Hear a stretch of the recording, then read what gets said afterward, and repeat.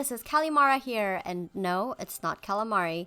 Welcome back to my channel, or if you're new to the pond, go ahead and take a dive. You might like it here. So today we are once again talking about Baldur's Gate 3 because I'm addicted and it's a problem, but also I have a lot of thoughts about this game and the characters in it. So, spoiler warning in case you haven't completed the companion quest lines or you just haven't picked up the game yet, but are planning to.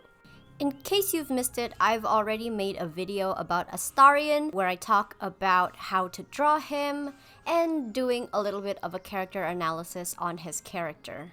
So go check that out if you haven't seen it yet.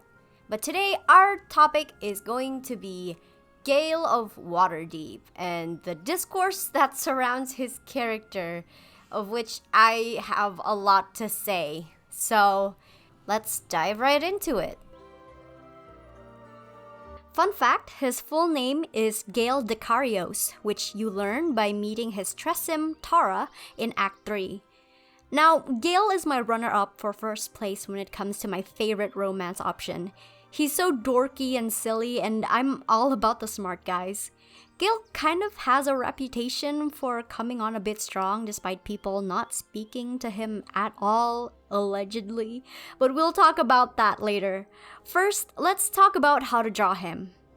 The first thing I will say is that it was much harder to look up reference images for Gale than it was for Astarion, because even when I searched specifically for him, Astarion is the one that dominates the entire search page.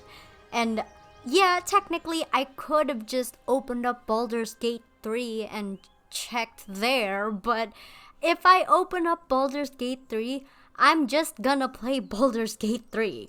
And then this video will never get finished and it'll be really sad. For his modern design, I wanted to put him in something smart and formal, like a nice suit or a turtleneck. I did both. Turtleneck with vest and dress pants.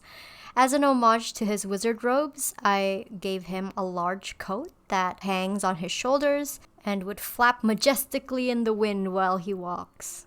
I picture him as an accomplished scholar who also teaches at a prestigious university and is very popular among the student body. Obviously. He's young for a professor and pretty rugged, and he's very charming and makes witty jokes. It's actually canon that one of Gale's dreams is to become a teacher and have students to pass his knowledge on to. I learned this in the little quiz you can do in the Circus of Last Days with an NPC called Zethino about the person you love. Unfortunately, I imagine he's currently at risk of losing his job because he was dating one of the university's board members and they've just broken up on messy terms. So if you want to draw Gale, I find that it's really important that you pay attention to his head shape because he has a squarer head than Astarion, so his head is a bit wider and more chiseled. He has a squarer jaw and also a square chin. Unlike Astarion as well, he has thin eyebrows that are always furrowed in thought, and his nose actually has a bit of a lump with wider nostrils than Astarion. Fun fact, Gale also has hooded eyes, which, by the way, was very difficult to capture because first of all, I'm drawing in a much more realistic style than I'm used to, and second of all, it's hard having hooded eyes, man. I would know because I have hooded eyes. And of course, you can't forget his beard, and his hair is slicked back with a bit of a wave at the ends. Gale also has a single earring on his left ear, so obviously modern Gale also needs earrings, preferably a single earring on his left ear, which I ended up forgetting in his headshot. So that's great. Now, I know a lot of you guys put on my videos as background noise while you're drawing, and I also know that a lot of people watching me come with a variety of different skill levels and mediums that they use to draw. So this one is specifically for beginner artists who may not have a professional tablet yet and are using maybe their phones or tablets and drawing using their fingers like the mad lads that you are. Ugee has recently sent me their Q6 mobile drawing tablet, and this tablet is specifically geared towards people who use their phones or mobile devices to make their artworks. These tablets come in beige, mint green, and charcoal gray, and as you can see here, they sent me the mint green color. Very Miku coated. So the Q6 has a built-in cable, which is very portable and convenient, and it connects straight to your phone. It also has a vertical design tailored for mobile drawing, which is something I've never really seen in a drawing tablet before. They also come with shortcut keys, which make it way easier for you to switch between tools, and the pen is also very lightweight and comfortable and battery-free as well. Plus, the whole thing just looks adorable, and if you're a beginner artist looking to step up your game and get used to drawing on a drawing tablet, this is a really good start. I think it's quite budget friendly enough, and it gives you just what you need to get accustomed to digital drawing. As someone who is used to more professional grade equipment, this tablet felt a bit lackluster for me personally. I think the pen pressure could definitely be a little bit better, and I did notice some lag on the response of the tablet when using it on my phone. But I think if you're just starting off, this is a really, really good, I would say, training wheel to get into more professional digital art. So if this is something that you're interested in getting, I have a link in my description that you can use to get a special promo for your purchase. So Gale. What's there to say about him other than he's so misunderstood? Funnily enough, even more so than Astarion, who is supposed to be the misunderstood one. I'm not sure if it's a general consensus or just a loud minority, but people seem to label Gale as an entitled incel who can't take no for an answer and will threaten to off himself if you ever dared to leave him. Which is such a huge shame because Gale is such a treasure. I'll be honest, the first time I booted up Baldur's Gate 3, Gale was my top romance candidate. I pulled that funny wizard man out of a rock and thought, yep, that's the one. And then I end up doing a no romance route because people having romantic interest towards me frightens me. Every time someone shows romantic interest, I have to roll a d20 save against frightened. But Gale is and always will be my precious golden retriever boy, and I blame him behaving any other way on the player's choices and how they decide to treat him. He's genuinely such a sweet guy and one of, if not the most sincere characters in Baldur's Gate 3. Not to mention the most forthcoming with his issues, unlike characters like Shadowheart. He literally lays out everything wrong with him at the start. So, I don't know how people are still being blindsided by him. All the man does is crack jokes and has low wisdom. How can you not love him? Well, first things first, the whole, I don't know why Gale is coming on to me. I looked at him once, breathed in his direction, have never spoken to this man, and suddenly he's all over me. What's up with that? Well, this is due to several aspects. The first thing, and something that Larian themselves have come out to address, is that Gale's romance progressing quickly without player contribution is a glitch. He's not supposed to suddenly act like you two are dating despite not getting any of his heart events. And yes, I play Harvest Moon, so I call the romance scenes heart events. And it's not just Gale that had this problem, yet he's the only one getting any backlash for it. But what's funny is that though Larian apologized because it must not have made sense to the players, to a lot of the female players, it made perfect sense because there are lots of guys who are like that, who behave that way, and it unfortunately painted the picture of Gale being one of them. And of course, through word of mouth, that interpretation gets spread around on TikTok, and now people just have the most uncharitable interpretation of him, especially since most of those people are not trying to learn his backstory and don't really know his character. Or there are people who knew him from early access. That's another point of contention, because from what I've seen of people's experience with early access Baldur's Gate 3, Gale is pretty insufferable. Apparently, early access Gale is much more arrogant and egoistical and overall insufferable to be around and listen to. But his personality was changed a lot between early access and full release. I imagine the writers must have taken people's feedback about his character and rewrote him to better match their intentions for him. According to his character sheet in the official Baldur's Gate 3 concept book, Gale is meant to be confident, charismatic, and a wizard who aspires to greatness, with visuals to reflect this. Harkening to the classic heroes of film, archetypal good guys with thoughtful eyes and a disarming furrowed brow.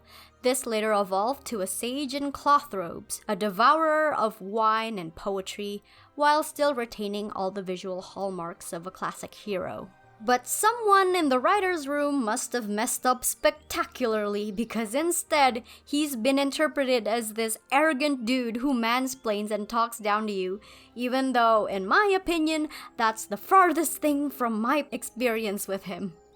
Personally, he never read as arrogant. He's just not shy about who he is, what he knows, and the wild experiences he's been through. No different from any of the other characters who regale stories of their lives prior to the campaign, like Will, or even Karlach. He doesn't mansplain or talk down to you, at least in the launch version. He tells you what he knows if you ask him. Nay, he info-dumps. This is my personal headcanon, but a lot of people seem to have come to this conclusion as well. But Gale might just have a touch of the tism. Like, there have been several instances in the game where the other party members have made jokes or tried to snark him, and it just flies completely over his head. He really doesn't know how social interactions go, aside from how he's been taught to behave. It's all a very learned experience for him that he has no natural instincts or intuition for.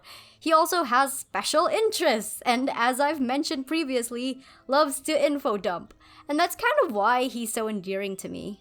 And just like any other person with autism, if you tell him that you also have an interest in his special interest or have a good amount of knowledge about it, he'll be very pleased and happy with you.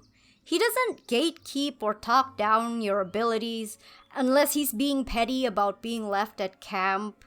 The only thing he is arrogant about is when it comes to the other schools of magic. But even that I've never really seen as a malicious thing.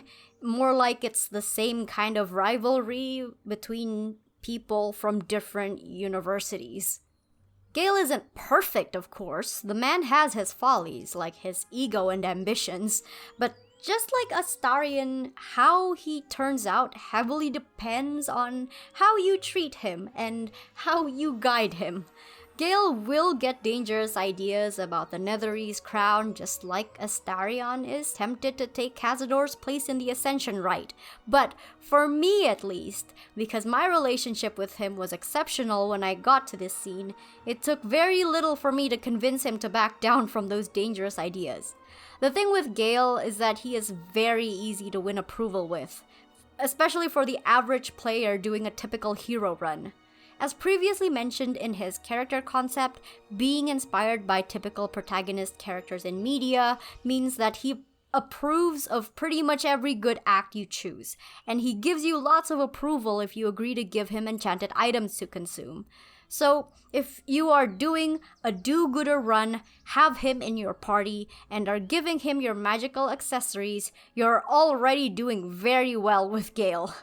Because giving him magical objects wins you a lot of approval points, which automatically gets you more scenes with him when you sleep at camp. And about giving him your magical items, because I've seen people complain about how he's always asking for magical items, you don't have to give him the good ones.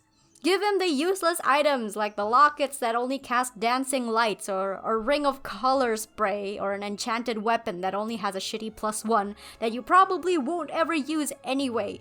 Don't give him your enchanted armor with buffs for sleight of hand and stealth. Gale is perfectly happy with Lunchables. You don't need to feed him a gourmet meal. Plus, he only asks for 3 items throughout the entire game.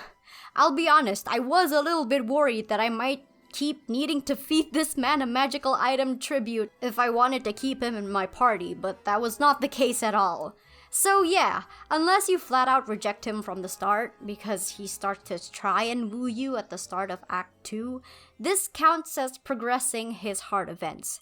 And I don't think people realize that, so they get blindsided when Gale acts like you've led him on, even though you haven't been intentionally romancing him. And I may be a bit biased on this because I didn't get the game at launch, and so I never encountered that glitch with Gale. So my opinion of him has always been pretty neutral, bordering on positive, because I am absolutely smitten with his dorky personality. So I never understood the hate. In fact, I found that Gale took way more time to romance than Astarion. Because if you don't propose him during the Tiefling party, his first romance scene happens when you arrive in Moonrise Towers in Act 2. Although, he will drop little hints to show he's interested in you when you first arrive in the Shadow-Cursed lands. Astarion actually comes onto you much faster because he's actively trying to seduce you to get you on his side. Whereas Gale takes his time. Yes, there are moments where he drops these little comments about possibly being attracted to you, but in Act 1 at least, he's always said, I'm waiting for the right time. I can't indulge on this right now. And that's why it was so conflicting when I ended up getting Astarion's confession first. I was purposefully long resting as much as I could to trigger his first romance scene sooner, but it just didn't work, and by the time I got to Act 2, it was too late. And yeah, the plan for that particular playthrough was to romance Astarion anyway, so I accepted, but it was still a really tough call. Because I just find Gale so unintentionally charming and funny. He always makes me laugh. One of my favorite things he does is when I switch to him and he goes, yes? Or how he stresses out whenever I make the entire party go into stealth. One of his lines is literally, oh, not again! And it's so funny. And you know what? He's one of the few companions who actually laughs at my very witty remarks. I get it now. I get why guys always fall for the girls who laugh at all their jokes. And ladies, just in case you didn't know, Gale is also a cat dad and designated cook of the camp. Canonically, Gale is the one party member that does all the cooking every time you full rest. But okay, let's talk about the other elephant in the room that turns people off from Gale. And it's the fact that he's still hung up on his ex, Mystra, the goddess of magic. And how do you follow up the goddess of magic, right? But here's the thing. That would be the equivalent of saying Astarion is hung up on Cazador, because that relationship with Mystra is just as toxic and abusive. But Gale, being the low wisdom wizard he is, doesn't even realize it. At least at the start. Eventually, he does come to realize that he had been in an extremely toxic relationship with an extremely abusive power imbalance in which he had been groomed, isolated from any other humanoid contact, and probably had no say in either.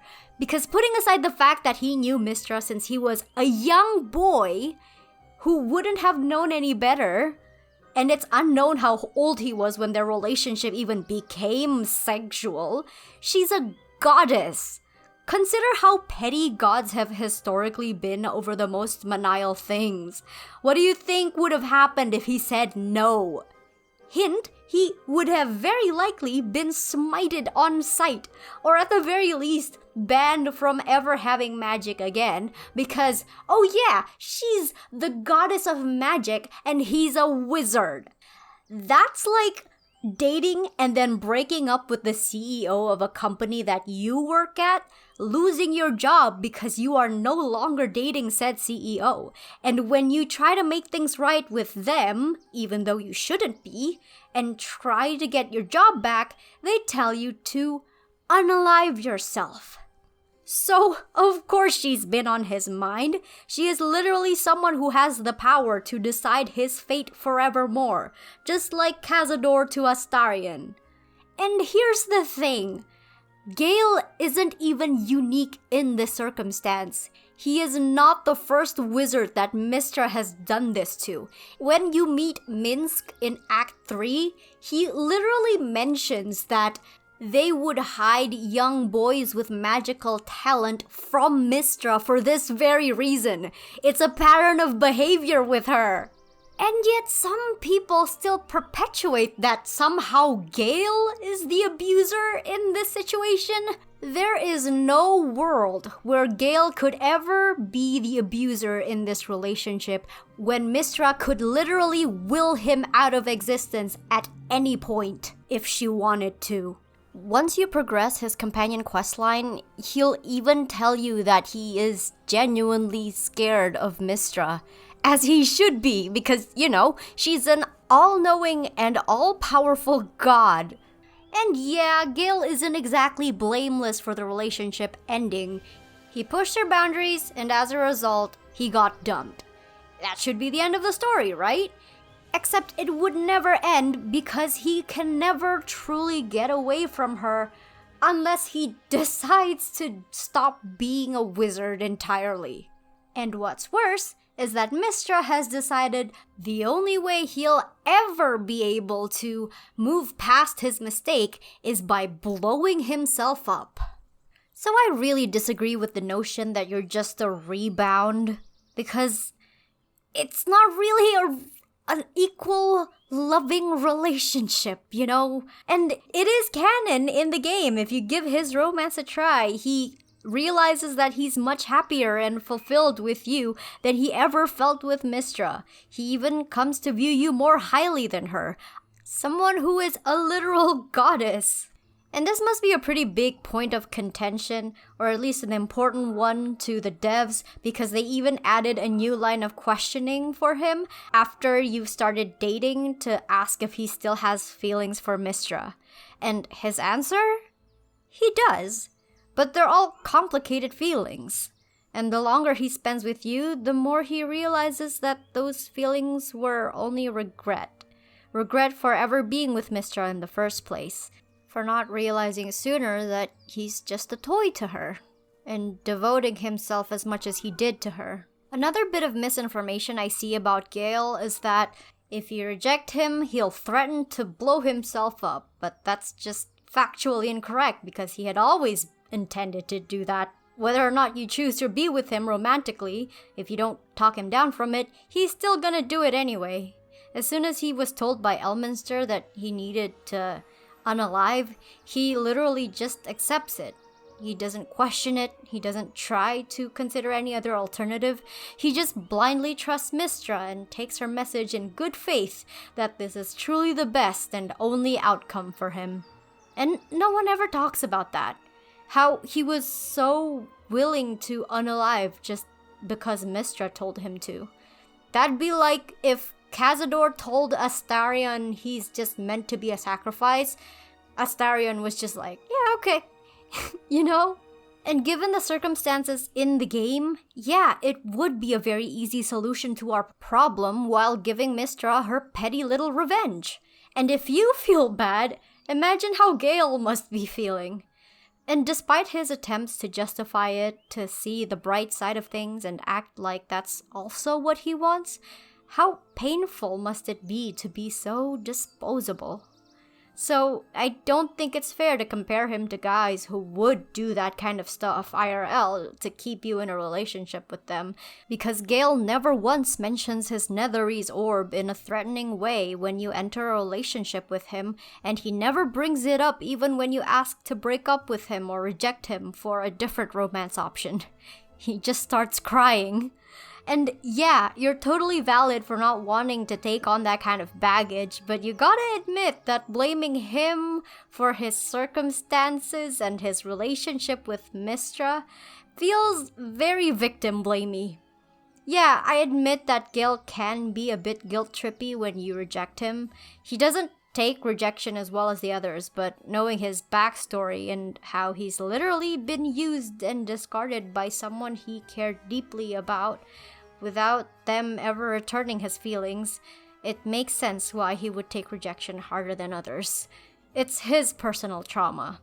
But it's also an experience so viscerally personal and realistic that I don't doubt it turns a lot of people away.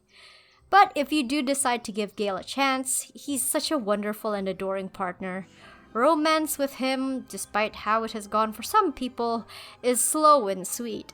It's a journey to help him discover his own self-worth apart from Mistra, and helping him learn that he is loved and valued as a person and not just for his abilities. And once you're finally together, he worships the ground you walk on, waxes lyrical about his love for you, and will genuinely do anything you ask of him without question.